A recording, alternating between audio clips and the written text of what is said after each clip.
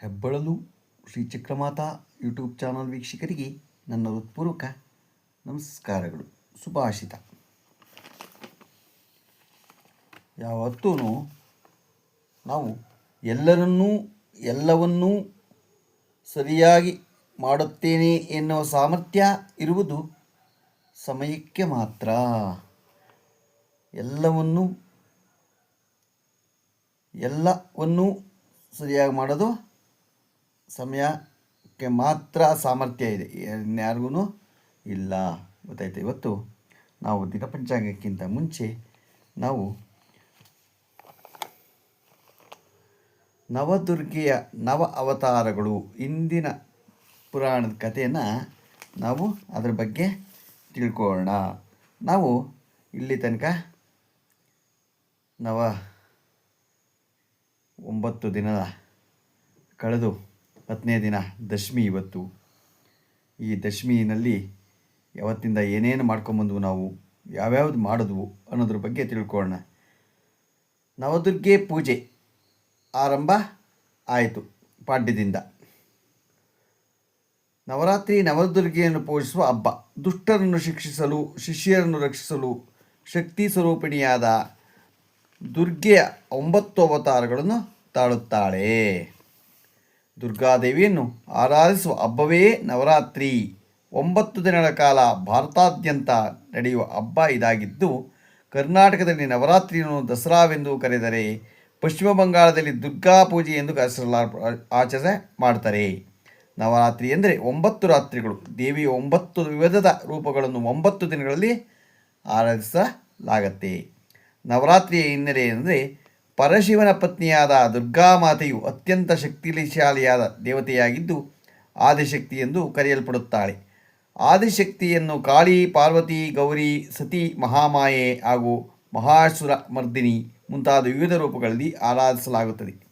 ಪುರಾಣಗಳಲ್ಲಿ ಹೇಳುವಂತೆ ಮಹಿಷಾಸುರನೆಂಬ ಹೆಮ್ಮೆ ರೂಪದ ಅಸುರನು ತನ್ನ ಸೈನ್ಯದೊಂದಿಗೆ ದೇವಲೋಕಕ್ಕೆ ದಾಳಿ ಮಾಡಿ ದೇವತೆಗಳನ್ನು ಹೊರಗೆ ಅಟ್ಟಿದನಂತೆ.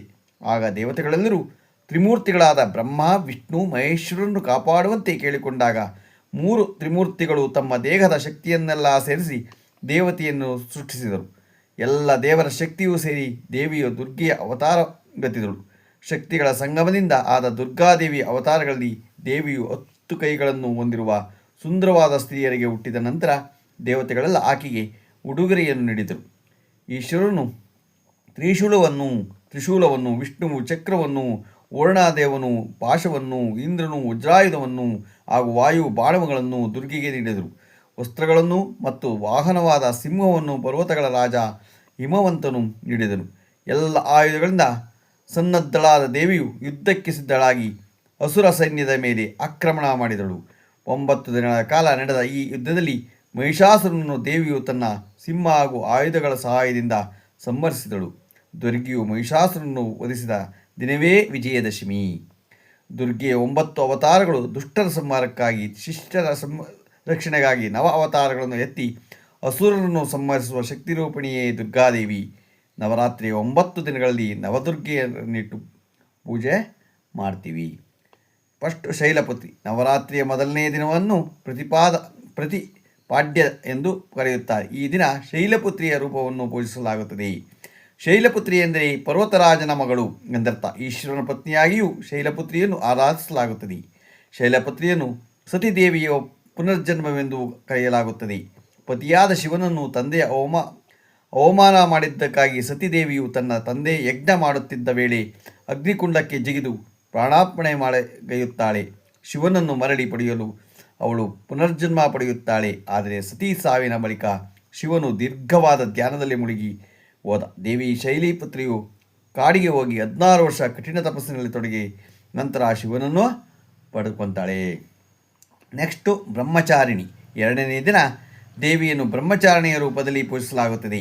ಪಾರ್ವತಿಯಾಗಿ ಹಿಮಾಲಯದ ಪುತ್ರಿಯಾಗಿ ಜನಿಸಿದ ದೇವಿಯು ಶಿವನನ್ನು ಪತಿಯಾಗಿ ಪಡೆಯಲು ನಾರದರ ಉಪದೇಶದಂತೆ ಕಠಿಣ ತಪಸ್ಸನ್ನು ಮಾಡುತ್ತಾಳೆ. ಬಹಳ ಕಠಿಣವಾದ ತಪಸ್ಸು ಮಾಡಿದ ಕಾರಣದಿಂದಾಗಿ ದೇವಿಗೆ ತಪಶ್ಚಾರಿಣಿ ಅರ್ಥಾತ್ ಬ್ರಹ್ಮಚಾರಿಣಿ ಎನ್ನುವ ಹೆಸರು ಬಂತು. ನೆಕ್ಸ್ಟು 3ನೇ ರಾತ್ರಿ ಚಂದ್ರಘಟ್ಟಾದೇವಿ.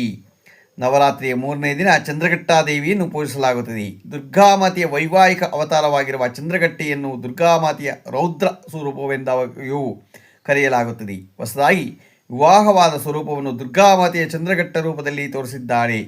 ಪಾರ್ವತೀ ದೇವಿಯು ಕಠಿಣವಾದ ತಪಸ್ಸನ್ನು ಮಾಡಿ ಶಿವನನ್ನು ಮದುವೆಯಾಗುವಳು ಸಫಲರಾಗುತ್ತಾರೆ. ವಿವಾಹ ಸಂದರ್ಭದಲ್ಲಿ ಕೈಲಾಸದ ಗಣಗಳೊಂದಿಗೆ ಶಿವನು ಪಾರ್ವತಿಯ ಅರಮನೆಯನ್ನು ಪ್ರವೇಶಿಸುತ್ತಾನೆ. ಅತಿ ಭಯಂಕರವಾದ ಕಾಣುತ್ತಿದ್ದ ಶಿವನನ್ನು ನೋಡಿ ಪಾರ್ವತೀ ದೇವಿಯು ತಾಯಿ ಮೂರ್ಛೆ ಹೋಗುತ್ತಾಳೆ. ಆಗ ಪಾರ್ವತಿಯು ಚಂದ್ರಘಟ್ಟ ರೂಪದಲ್ಲಿ ಶಿವನ ಮುಂದೆ ಪ್ರತ್ಯಕ್ಷಳಾಗಿ ಶಿವನ ರಾಜಕುಮಾರನ ರೂಪವನ್ನು ತಾಳಬೇಕಾಗಿ ವಿನಂತಿಸಿಕೊಳ್ಳುತ್ತಾಳೆ. ಹೀಗೆ ಶಿವನ ಸುಂದರ ವರ್ಣ ರೂಪವನ್ನು ತಾಳಿದ ನಂತರ ಶಿವ ಪಾರ್ವತಿಯು ಮದುವೆ ನೆರವೇರುತ್ತದೆ. ಕೂಷ್ಮಾಂಡದೇವಿ ಚತುರ್ಥಿ ಅಥವಾ 4ನೇ ದಿನದಂದು ದೇವಿಯು ಕೂಷ್ಮಾಂಡಿಯನ್ನು ಅವತರಿಸುತ್ತಾಳೆ.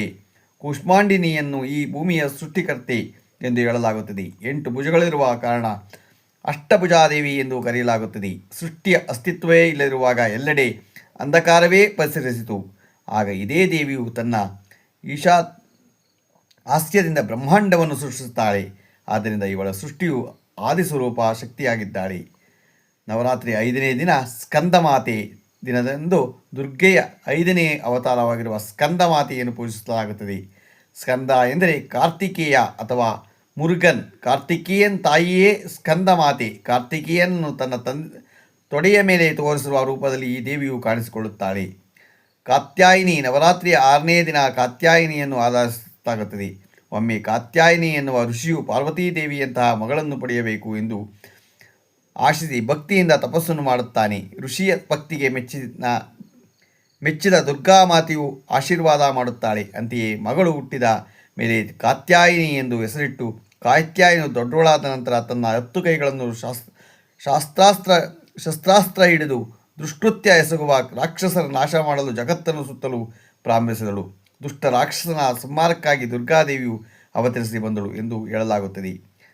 ನವರಾತ್ರಿಯ 7ನೇ ದಿನ ಕಾಳರಾತ್ರಿ.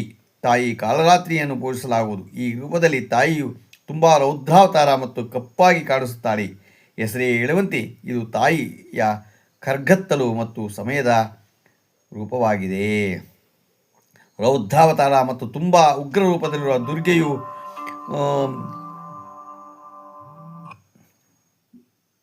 ದುರ್ಗೆಯು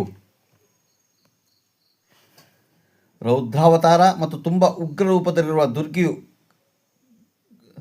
ಕಾಳರಾತ್ರಿಯ ರೂಪ ಧಾರಣೆ ಮಾಡಿ ತನ್ನ ಬಂಗಾರದ ಮೈ ಬಣ್ಣದ ಚರ್ಮವನ್ನು ಕಿತ್ತು ರಾಕ್ಷಸರ ವಿರುದ್ಧ ಹೋರಾಡಲು ಹೋಗುತ್ತಾಳೆ. ಕಾಳರಾತ್ರಿ ಎಲ್ಲ ರೀತಿಯ ದುಷ್ಟಶಕ್ತಿ, ದುಷ್ಟತೆ ಮತ್ತು ನಕಾರಾತ್ಮಕ ಶಕ್ತಿ ಹಾಗೂ ಭೀತಿ ದೂರ ಮಾಡುತ್ತಾಳೆ. ಕಾಳರಾತ್ರಿಯು ತನ್ನ ಭಕ್ತರಿಗೆ ಹೆಚ್ಚಿನ ಸಂತೋಷ ಹಾಗೂ ತೃಪ್ತಿ ಕರುಣಿಸುವುದರಿಂದಾಗಿ ಆಕೆಯನ್ನು ಶುಭಾಂಕರಿ ಅಥವಾ ಪವಿತ್ರವೆಂದು ವರ್ಣಿಸಲಾಗಿದೆ. ಮಹಾಗೌರಿ ನವರಾತ್ರಿ 8ನೇ ದಿನವಂದು ಮಹಾಗೌರಿ ದೇವಿಯನ್ನು ಪೂಜಿಸಲಾಗುತ್ತದೆ. ಮಹಾಗೌರಿಯು ತನ್ನ 16ನೇ ವಯಸ್ಸಿನ ಯೌವನೆಯಾಗಿ ಕಾಣಿಸಿಕೊಳ್ಳುತ್ತಾಳೆ. ಗೌರಿ ಎಂದರೆ ಆಕೆಯು ಗಿರಿ ಅಥವಾ ಪರ್ವತದ ಮಗಳೆಂದು ಹೇಳಲಾಗುತ್ತದೆ. ಗೂಳಿ ಮೇಲೆ ಪ್ರಯಾಣಿಸುವ ಗೌರಿ ತನ್ನ ಕೈಯಲ್ಲಿ ತ್ರಿಶೂಲದೊಂದಿಗೆ ಡಮರುಗವನ್ನು ಹಿಡಿದುಕೊಂಡಿರುತ್ತಾಳೆ. ತಾಯಿ ದುರ್ಗಿಯ ಭೂಮಿಯ ಮೇಲೆ ಜನ್ಮವನ್ನು ಪಡೆದು ಮರಳಿ ದೇವಲೋಕಕ್ಕೆ ಬಿಡುತ್ತಾಳೆ. ನವರಾತ್ರಿ 8ನೇ ದಿನದಂದು ಮಹಾಗೌರಿ ದೇವಿಯು ಪೂಜಿಸಲಾಗುತ್ತದೆ. ಮಹಾಗೌರಿಯು ತನ್ನ 16ನೇ ವಯಸ್ಸಲ್ಲಿ ಯೌವನೆಯಾಗಿ ಕಾಣಿಸಿಕೊಡ್ತಾಳೆ. ಗೌರಿ ಎಂದರೆ ಆಕೆಯು ಗಿರಿ ಅಥವಾ ಪರ್ವತದ ಮಗಳೆಂದು ಹೇಳಲಾಗುತ್ತದೆ. ಗೂಳಿ ಮೇಲೆ ಪ್ರಯಾಣಿಸುವ ಗೌರಿ ತನ್ನ ಕೈಯಲ್ಲಿ ತ್ರಿಶೂಲದಿಂದ ಡಮರುಗವನ್ನು ಹಿಡಿದುಕೊಂಡಿರುತ್ತಾಳೆ.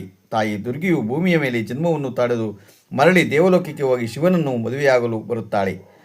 ಸುಂದರ ನಾರದರ ಸಲಹೆಯಂತೆ ಶಿವನನ್ನು ಒಲಿಸಿಕೊಳ್ಳಲು ತಪಸ್ಸು ಮಾಡುತ್ತಾಳೆ. ಆಕೆ ಸಂಪೂರ್ಣವಾಗಿ ತಪಸ್ಸಲ್ಲೇ ಮಗ್ನರಾಗಿ ಆಹಾರ ನೀರನ್ನು ತ್ಯಜಿಸುವ ಸಮಯದಲ್ಲಿ ಆಕೆಯ ದೇಹದಲ್ಲಿ ಧೂಳು ಕೊಳೆ ತುಂಬಿಸಿಕೊಳ್ಳುತ್ತಾಳೆ. ಬಿಸಿಲಿಂದಾಗಿ ಆಕೆಯ ಮೇಲೆ ಸಂಪೂರ್ಣವಾಗಿ ಕಪ್ಪಾಗುತ್ತದೆ.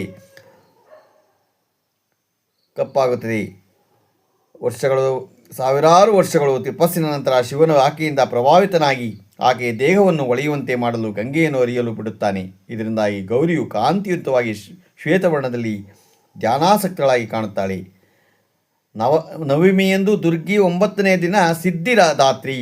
ನವಮಿಯಂದು ದುರ್ಗಿಯ 9ನೇ ಅವತಾರವಾದ ಸಿದ್ಧಿದಾತ್ರಿಯು ರೂಪದಲ್ಲಿರುತ್ತಾಳೆ. ಸಿದ್ಧಿದಾತ್ರಿ ದೇವಿಯು ತ್ರಿಮೂರ್ತಿಗಳಾಗಿರುವ ಬ್ರಹ್ಮ, ವಿಷ್ಣು, ಮಹೇಶ್ವರರಿಗೆ ಆಧ್ಯಾತ್ಮಿಕ ವೈಭವ ಹಾಗೂ ಪರಿಪೂರ್ಣತೆ ನೀಡುತ್ತಾಳೆ. ಅಷ್ಟಮಹಾಸಿದ್ಧಿಯನ್ನು ನಿರ್ಮಿಸಿ ಅದನ್ನು ತ್ರಿಮೂರ್ತಿಗಳಿಗೆ ನೀಡುತ್ತಾಳೆ. ತಾಯಿ ಸಿದ್ಧಿರಾತ್ರಿಯು ಪರಿಪೂರ್ಣತೆ, ಎಲ್ಲ ರೀತಿಯ ಶಕ್ತಿ, ವೈಭವ ಮತ್ತು ಮಹಿಮೆಯ ಮೂಲ. ಹೀಗೆ ನವರಾತ್ರಿಯು 9 ದಿನಗಳಲ್ಲಿ ನವದುರ್ಗೆಯನ್ನು ಸ್ಥಾಪಿಸಿ ಪೂಜಿಸಲಾಗುತ್ತದೆ. ಜಗತ್ತಿನಲ್ಲಿ ಯಾವಾಗ ತಾಮಸಿಕ, ಅಸುರಿ ಮತ್ತು ಕ್ರೂರ ಜನರು ಪ್ರಬಲರಾಗಿ ಸಾತ್ವಿಕ ಮತ್ತು ಧರ್ಮನಿಷ್ಠ ಜನರನ್ನು ಪೀಡಿಸುತ್ತಾರೆಯೋ ಆಗ ದೇವಿಯು ಧರ್ಮ ಸಂಸ್ಥಾಪನೆಗಾಗಿ ಪುನಃ ಅವತಾರ ತಾಳುತ್ತಾಳೆ ಎನ್ನಲಾಗುತ್ತದೆ. ಇದು ಕೃಪೆ ನಾರಾಯಣ ಶಾಸ್ತ್ರಿ. ನಾವು 10 ದಿನದ ಅವತಾರಗಳನ್ನು ನಾವು 9 ನವರಾತ್ರಿ ಮತ್ತು 10ನೇ ದಶಮಿ ಅವತಾರಗಳನ್ನು ನಾವು ತಿಳ್ಕೊಂಡಿದ್ದೀವಿ. ಈಗ ದಿನ ಪಂಚಾಂಗವನ್ನು ತಿಳ್ಕೊಳ್ಳೋಣ. ದಿನಾಂಕ 2/9/2025 ಮಂಗಳವಾರ, ಶ್ರೀ ವಿಶ್ವಾವಸು ನಾಮ ಸಂವತ್ಸರ, ದಕ್ಷಿಣಾಯನ, ಭಾದ್ರಪದ ಮಾಸ, ವರ್ಷ ಋತು, ಶುಕ್ಲಪಕ್ಷ, ತಿಥಿ ದಶಮಿ, ರಾತ್ರಿ 12:17, ನಕ್ಷತ್ರ ಮೂಲ, ರಾತ್ರಿ 7:43, ಮಳೆ ಪೂರ್ವಭಾದ್ರ 1ನೇ ಪಾದ, ರಾಹುಕಾಲ 3:28 5:01, ಗುಳಿಕ ಕಾಲ 12:23 1:55, ಯಮಗಂಡ ಕಾಲ 9:12 10:55, ಯಮಗಂಟ ಕಾಲ 9:12 10:50. ಇವತ್ತು ಯಾರು ಹುಟ್ಟುಹಬ್ಬ ಆಚರಿಸ್ಕೊತಿದ್ರು, ಮದುವೆಯಾದ ದಂಪತಿಗಳು ವಾರ್ಷಿಕೋತ್ಸವ ಆಚರಣೆ ಮಾಡ್ಕೊತಿರೋರಿಗೆ ನಮ್ಮ ಹೆಬ್ಬಳಲು ಶ್ರೀ ಚಿಕ್ಕಮಾತಾ ಯೂಟ್ಯೂಬ್ ಚಾನಲ್ ಕಡೆಯಿಂದ ಶುಭಕಾಮನೆಗಳನ್ನು ತಿಳಿಸ್ತೀವಿ. ದೇವರು ಅವರಿಗೆ ಆಯಸ್ಸು, ಆರೋಗ್ಯ, ಆಯುಷ್ಯ ಎಲ್ಲ ಕೊಟ್ಟು ಕಾಪಾಡಲಿ ಅಂತ ಕೇಳ್ಕೊತೀನಿ. ನಮ್ಮ ಹೆಬ್ಬಳಲು ಶ್ರೀ ಚಿಕ್ಕಮಾತಾ ಯೂಟ್ಯೂಬ್ ಚಾನಲ್ ಯಾರು ಸಬ್ಸ್ಕ್ರೈಬ್ ಆಗಲು ದಯಮಾಡಿ ಸಬ್ಸ್ಕ್ರೈಬ್ ಆಗಿ, ಲೈಕ್ ಕೊಡಿ. ಇದು ನಿಮ್ಮದೇ ಚಾನಲ್ ಆಗಿರೋದ್ರಿಂದ ನಮ್ಮ ಲಿಂಕನ್ನು ಬೇರೆಗೂ ಫಾರ್ವರ್ಡ್ ಮಾಡಿ. ನಮಸ್ಕಾರಗಳು.